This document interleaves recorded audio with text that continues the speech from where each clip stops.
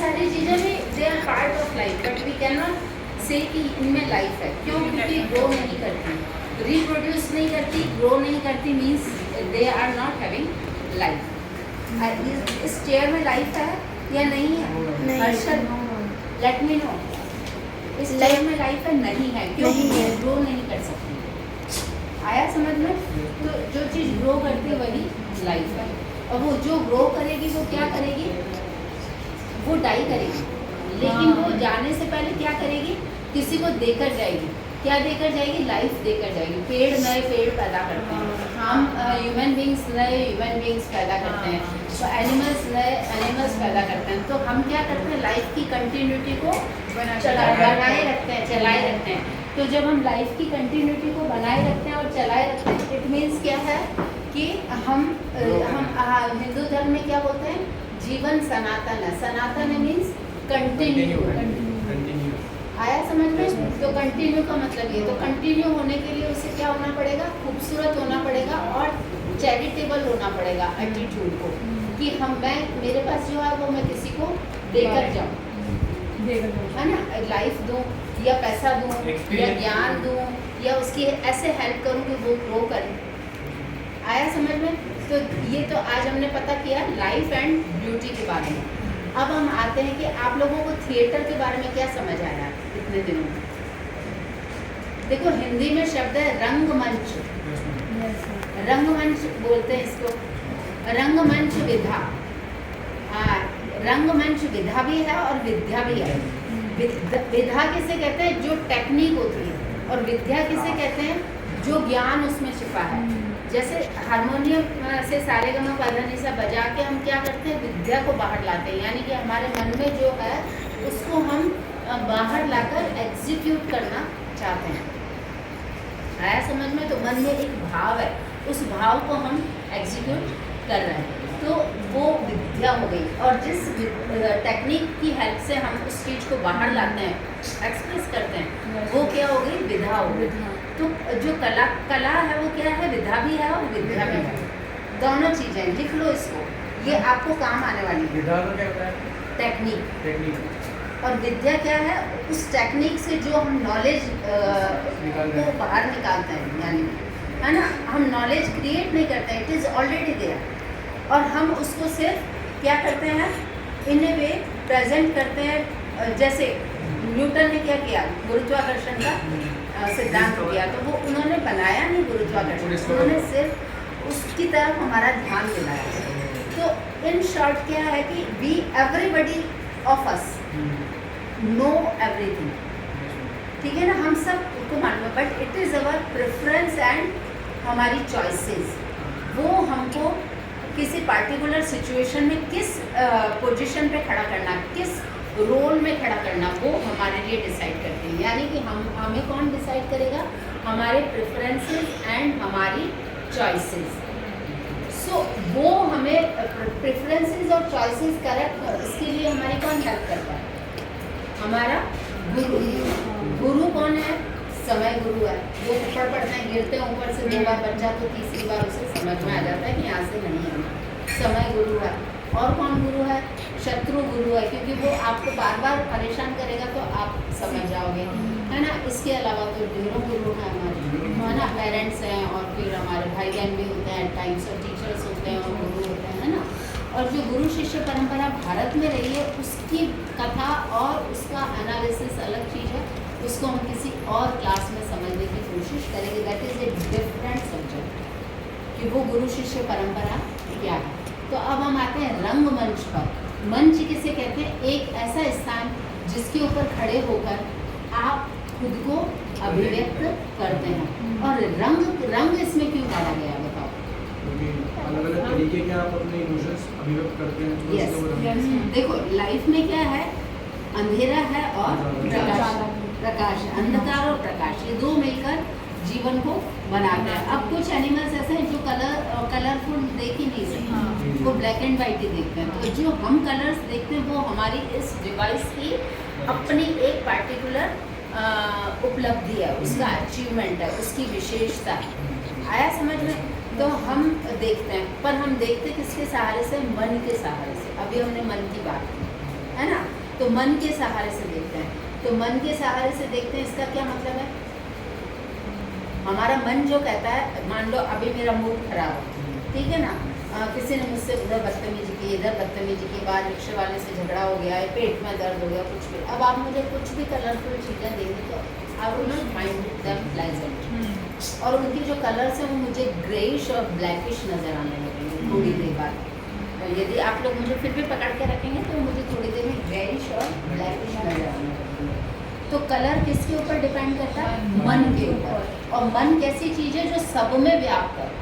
कैसे व्याप्त है? हमने शाहरुख और काजोल की फिल्म देखी तो एक सिनेमा हॉल में 1000 लोग बैठकर सेम फीलिंग के साथ रहते हैं। इसका मतलब क्या है? मन सबका कंट्रोल किया जा सकता है। तो एक कलाकार क्या करता है?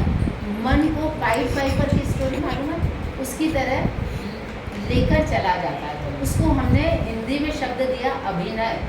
अभिनय का मतलब क्या है? अभिनय किसे कहते हैं?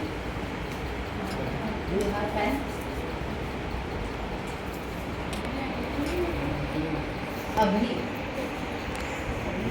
नय, नय का मतलब है या तो आपके नैन या फिर है नाव, और अभी का मतलब है की ओर, नाव की ओर, नहीं हो, नाव को उस ओर लेकर जाना, यानी कि आप यात्रा कर रहे हो। अब हमको कला और कलाकार क्यों पसंद है बताओ? कला और कलाकार हमें इसलिए पसंद है क्योंकि जीवन अपनी एक यात्रा में है, जर्नी को वो अकॉम्प्लिश करने की कोशिश कर रहा है। सारे जो प्लैनेट्स हैं वो क्या कर रहे हैं? They are travelling in the space including our earth. और हम भी मन और दिमाग से यात्रा करते रहते हैं, योजना बनाते रहते हैं।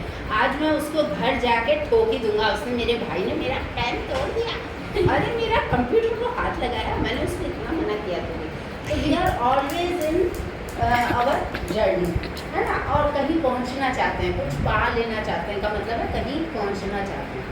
आया समझ? तो हम जर्नी में हैं। तो यहाँ पर अभिनय को उन्होंने नाम दिया है, तो इसका मतलब क्या है? नाव को उस ओर लेकर जाओ, यानी कि आप डायरेक्शन दो। इसको दो डायरेक्शन, दिमाग और मन को दो डायरेक्शन, ठीक है। चलो, ये तो मैंने थोड़ा आपके हिसाब से समझाया, बिकॉज ये फिलोसॉफिक चीज़ है और बहुत बड़ी और लंबी चौड़ी, डीप एंड वाइड है, ठीक है। इसको हम यहाँ छोड़ते हैं। अब बताइए, नाट्य शास्त्र के बारे में कोई क्या जानता है? Ma'am,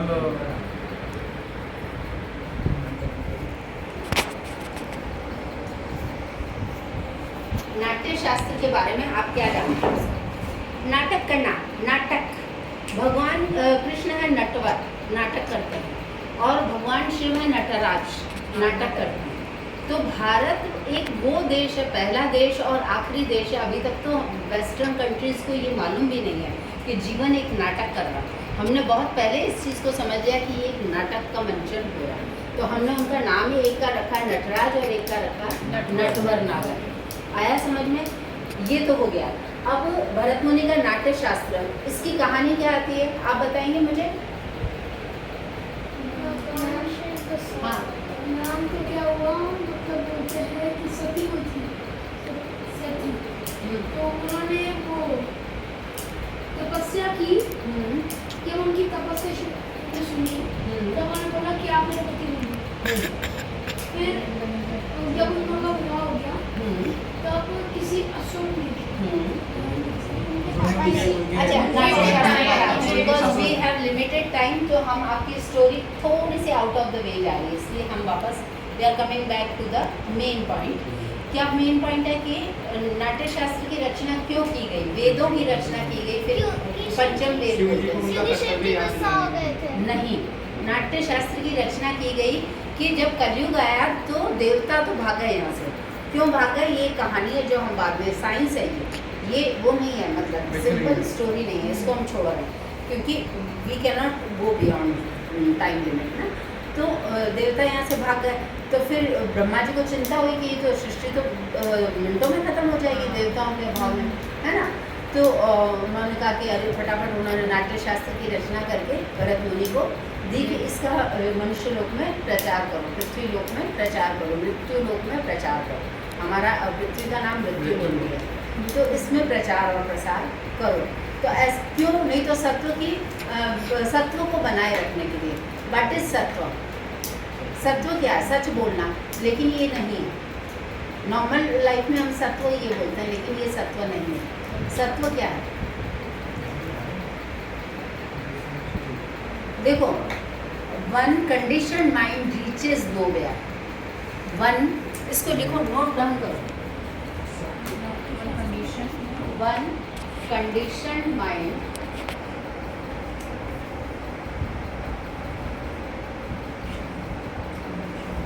reaches nowhere. अभी हमने बात की कि जीवन क्या कर रहा है? एक यात्रा पर है। इसमें है यात्रा पर। सारे हेवनली ऑब्जेक्ट्स क्या कर रहे हैं? They are into one journey, है ना? वो यात्रा में है, यात्री हैं वो। हम भी इसी प्रकार से यात्री हैं, मन और दिमाग से, ठीक है, और शरीर से भी, क्योंकि हमारा every day is a different day, है ना? खाने पीने में, रहने में, सोने में, पढ़ने में, फ्रेंड्स के साथ। We have every day we find in a different mood and different state of mind. तो हम यात्रा में हैं। तो अब आते हैं हम, कंडीशन माइंड रीचेज नोवेयर। कलयुग आया मतलब जीवन की कंडीशनिंग होने लगी। कैसे कंडीशनिंग होने लगी? भाषा आविष्कार में आई। भाषा पहली वो चीज़ है जिससे आप आर्टिफिशियल इंटेलिजेंस कह सकते हैं। अन्यथा क्या है कि मैंने जो फील किया वो फीलिंग आप तक पहुंचती है, तो आपसे मेरा रिश्ता है, नहीं तो आपसे मेरा रिश्ता नहीं। पहले हम भाषा यूज़ में, फिर हमने कुछ आवाज़ें निकालनी सीखी, फिर हमने क्या सीखा? भाषा का आविष्कार कर लिया। तो भाषा क्या करती है? बचपन से ही कंडीशन कर देती है। तुम्हारा ये नाम है, तुमको ऐसे हंसना है, तुमको ऐसे रोना है, तुम लड़के हो के ऐसे कैसे कर सकते हो, लड़की हो के ऐसे कैसे कर सकते हो, ये तो करना नहीं था। तो कंडीशनिंग हो गई अब आपकी। तो अब आप उसी तरीके से, क्योंकि बचपन में जो हो जाता है उसी तरीके से आप ग्रो करोगे। तो कला की हमें ज़रूरत क्यों पड़ रही है? क्योंकि जैसे ही हमने शाहरुख और काजोल की मूवी देखी, we are in a different world. मुझे तो उन्हीं का नाम मालूम है, आपके ज़माने की हीरोइन का नाम नहीं मालूम है। दीपिका, है ना? एक तो याद आ गई, और दूसरा चलेगा ना? हाँ, तो भाई मुझे वो पसंद भी है। हाँ, और है ना, दूसरी चीज़ उन्हीं का नाम मुझे मालूम है। तो आपकी क्या होता है? कंडीशनिंग से बाहर आते हैं। सत्यजीत रे की फिल्म देखते हैं तो हमको लगता है अरे गरीबों का जीवन कितना दुखी है, ये अकेला व्यक्ति कितना परेशान है। और आप रूटीन लाइफ में देखेंगे कैसा पागल है, अकेला से खड़ा क्योंकि हमारी कंडीशनिंग उस तरीके आया समझ में। तो कंडीशनिंग इससे यदि हम बाहर नहीं आएंगे तो हमें क्या रहेगा? फ्लेक्सिबिलिटी नहीं रहेगी। आप यदि बिस्तर पे सोते ही रहेंगे तो आप बहुत जल्दी, मतलब हमारी बॉडी लड़ना झगड़ना और सर्वाइव करना छोड़ देगी। यदि हमें हमारा सर्वाइवल बनाना है तो हमको दौड़ना, भागना, ये करना, वो करना, डिफरेंट वेदर और इन सब से हमें उनके साथ, मतलब हमें अपने आप को तैयार रखना पड़ेगा उनके साथ। आया समझ में? उनको सहन करना, उनको रेस्पॉन्ड करना हमें सीखना पड़ेगा। तो ये हमें क्या कर दे रहा है? नाट्यशास्त्र क्या दे रहा है हमें? कौन सी विधा दे रहा है? विधा और विद्या कंडीशनिंग से बाहर आने के लिए। आया समझ में? तो राजा के लिए पहले नाटक तैयार किए जाते थे, क्योंकि राजा की हमेशा कंडीशनिंग होती थी। शत्रु को ऐसे मार दो, रानी के साथ ऐसे रहो, वो शत्रु की स्त्रियाँ उठा के ले आओ। क्यों? पहले राजा लोग बहुत सारी औरतें रखते थे क्योंकि वो उनकी शक्ति दिखाता था। जैसे मेरे बैंक में कितने पैसे हैं, मैंने कितनी ज्वेलरी पहनी है, वो मेरी पावर दिखाता। वैसे उस ज़माने में राजा कितनी उसके महल में स्त्रियाँ हैं, उससे उसकी शक्ति का प्रदर्शन होता था। तो वो सब, तो उसका ध्यान तो उसी में, तो उसकी तो कंडीशनिंग हो गई। तो फिर उसके लिए ये नाटक का मंचन, कविता, पाठ, संगीत, ये सारी चीज़ें उसके लिए होती थी। और जो भरत मुनि लिख गए वो उसका मुकाबला आज तक उतना ज्ञान किसी भी बुक में नहीं मिला। आया समझ? So we should be very proud of ourself in that way. तो अभी आज हमने क्या क्या किया? आपने क्या क्या लिखा है? सबसे पहले क्या था? ब्यूटी हाँ, समझ में आया ना? Very good. आगे थिएटर, रंगमंच, रंगमंच हमने क्यों दिया? क्योंकि हम मंच पर रंग दिखाते हैं, यानी कि एक अंधेरा है और अंधकार और प्रकाश को मिलाकर हम उसके जो डिफरेंट शेड्स बनाएंगे, यानी इतनी लाइट है और इतना अंधेरा है। यदि आप थिएटर कर रहे हैं और आपने लाइटिंग का यूज़ नहीं सीखा है प्रॉपर, तो आप आधा काम आपका कमज़ोर पड़ जाएगा। और यदि आपने तैयारी कम की है लेकिन आप लाइटिंग यूज़ करना जानते हैं तो आप उस कमजोरी को छिपा सकेंगे। आया समझ में? तो उससे क्या होता है, शेडिंग होती है। शेडिंग क्या करती है, आपके दिमाग में इमेजिनेशन और उस इमेजिनेशन से रिलेटेड दुनिया, यूनिवर्स, ब्रह्मांड वो खड़ा करती है। तो you find yourself in a different world. अरे इतने अच्छे कलर्स हैं, ये है वो। तो रंगमंच, सोचो कितना साइंटिफिक नाम रखा है उन्होंने। आया समझ में? तो ये हमने जाना। अब हम आते हैं वेस्टर्न वर्ल्ड पे, विधा और विद्या, है ना, ये सारी चीज़ें। अब जब भी कोई नाटक देखो, कोई फिल्म देखो, कोई चीज़ को अप्रिशिएट करो, म्यूज़िक को, इसको, तो इन सारी चीज़ों से रिलेट करके इसको समझो। तो यू विल फाइंड कि अरे आप गानों को, कविताओं को, राइटिंग्स को, स्टोरीज़ को, प्लेस को और भी ज़्यादा अच्छे से समझने लगो।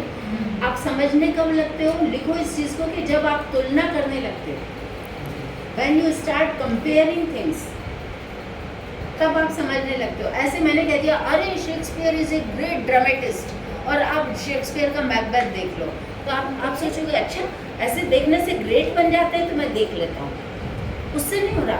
आपको शेक्सपियर का ड्रामा देखा, आपने कालिदास भी देखा, आपने फिर मॉडर्न प्लेस भी देखे, तब आपको धीरे धीरे वो डिफरेंस समझ में आता है, कैरेक्टर में, स्टोरी में, और वो जो आपको हिट करते हैं द वे, उससे आपको समझ में आता है कि अच्छा लाइफ ऐसे चेंज होती है। जीवन क्या है, सिर्फ दिमाग। यदि हम में दिमाग नहीं होता तो हम चूहे से हार जाते।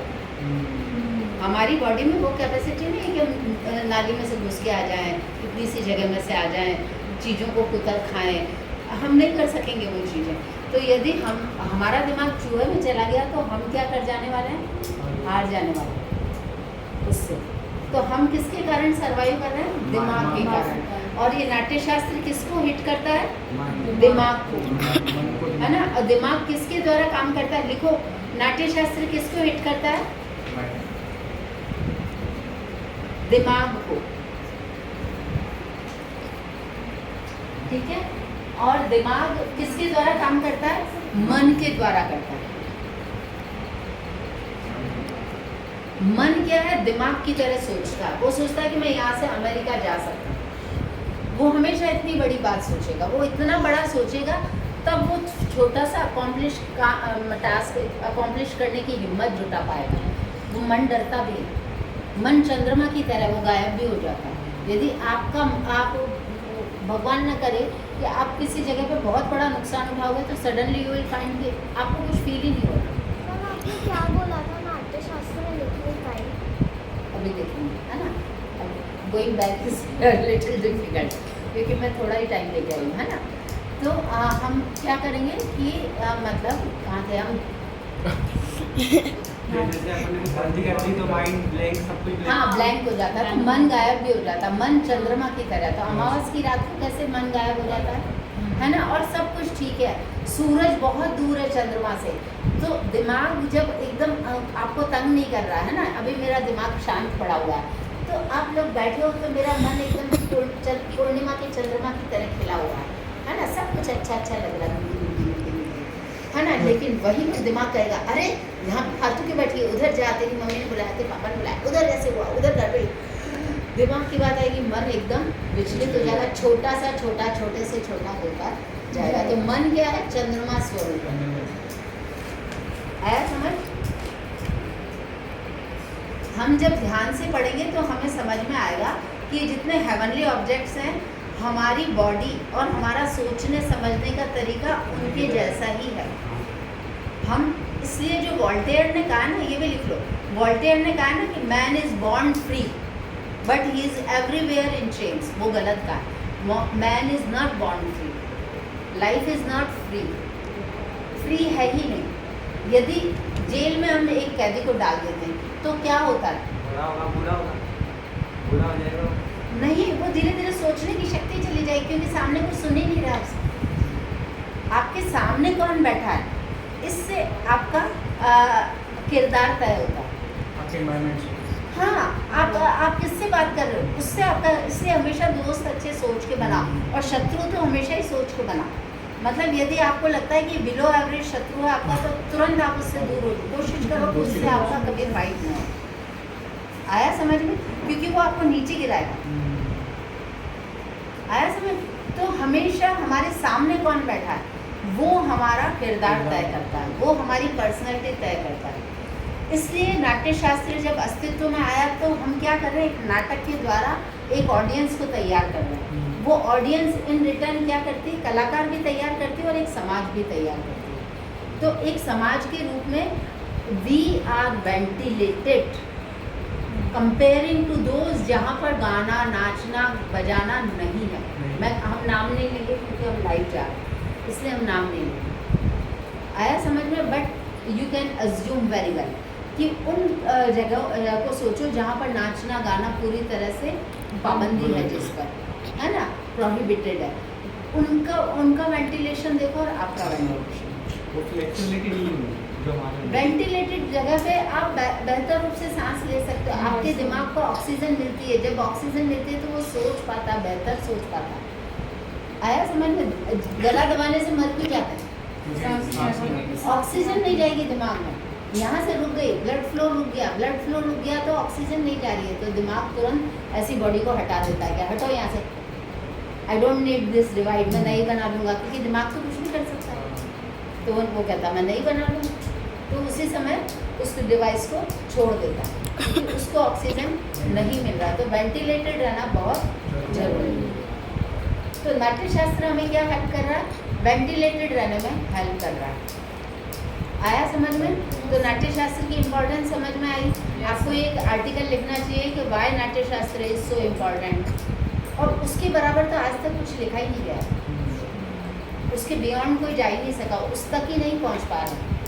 नाट्य शास्त्र में 3 चीज़ें हैं, बताओ क्या क्या? नाट्य शास्त्र में 3 चीज़ें बताओ क्या? नाटक, संगीत और नृत्य। नृत्य है। नाटक मीन्स जिसमें लेखन है, कविता भी हो सकती है, और संगीत का मतलब ये जो बता रहे हैं ना वो भी है, और वो लेखन में भी आता है। लेकिन दूसरी पॉइंट इसमें क्या है, नृत्य बोलते हैं जिसमें कि लय ताल है, धा दिन दिन धा धा दिन दिन धा धा, इसके बारे में बात की गई, ताल शास्त्र के बारे में बात की गई। और तीसरा है नृत्य, जिसमें क्या है, लय ताल है और शब्द है, दोनों मिलकर जो मिला बन रहा वो क्या है, नृत्य है। उसमें अभिनय भी आ जाता है। तो नाटक में अभिनय है, नृत्य में अभिनय है, और जो लय ताल है वो क्या है, डीप पॉन्डरिंग ओवर ए थॉट। आप यू जस्ट पॉन्डर ओवर ए किसी भी थॉट पे आप विचार कर रहे हो, है ना, आपको फील हो रहा है कि आप किसी को देख रहे हो, आपको फील हो रहा है कि, बट यू डोंट अंडरस्टैंड कि हाउ टू रिएक्ट, है ना। धीरे धीरे जब वो आपके सामने आएगा तो आपको रिएक्शन भी तैयार होगा, और आपकी जो फीलिंग है वो शेप आउट करेंगे अपने आप को, शेप अप करेंगे वो अपने आप को। आया समझ? वो धीरे धीरे उसका शेप बनेगा, वो शेप बनना ही नाटक है। जो हम राग रागिनियाँ गाते हैं वो कथाएं हैं, वो राग रागिनी नहीं है, वो सारे गामा पदा निसा नहीं है।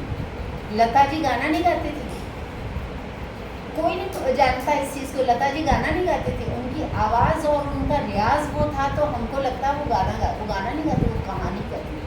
और कहानी कैसे कहती थी, वो लय ताल को कैसे उठाती थी और सांस को वो कैसे लेती, प्राण वायु का हमने आविष्कार नाम का कैसे किया।